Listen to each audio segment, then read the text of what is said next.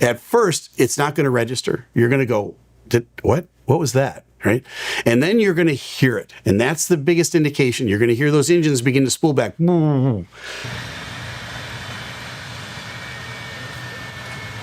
At that point, you're going to go, whoa, wait a minute.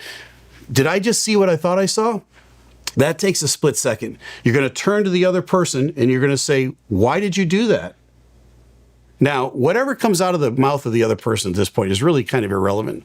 I think the report here goes on to say that after he said, why'd you cut it off? He says the other pilot responded that he did not do so.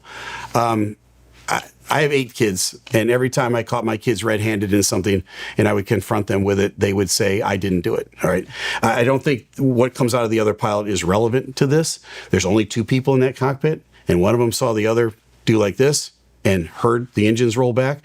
There is no procedure anywhere in the history of aviation where immediately after rotate, you grab both fuel control switches and place them to cut off. There simply is not. This was not a mistake. This was something that was done intentionally. So with that being said, it's consistent with 1001, 1002. The pilot now at the controls, or maybe the other pilot, maybe it was a pilot flying that did it. We don't know. Looks, confronts the other pilot. You're going to go naturally back and look outside the airplane for a second. Maybe you're going to push the power levers up. That takes a second or two. You got to work through denial for a couple of seconds. And then at some point when you see it registers with you what's going on, you're going to instinctively reach over and grab those fuel control switches and put them back in the run position. That happened here.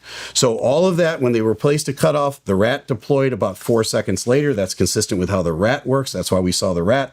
And then the pilot now says, as according to the flight data recorder, both engines N2 values passed below the minimum idle. The rat deployed at that point. Now it goes on to say that the engine 1 left fuel cutoff switch transition from cutoff back to run at about 08852. All right. And this is 10 seconds later.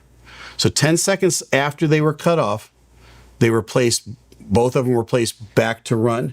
I think they were placed back to run 2 seconds apart from each other. So that would be consistent with 1001, 1002. He puts the one up, looking outside, okay, grabs the other one, puts it back up. At that point, the way the airplane is designed, it's designed to introduce fuel again to the engines, but also spark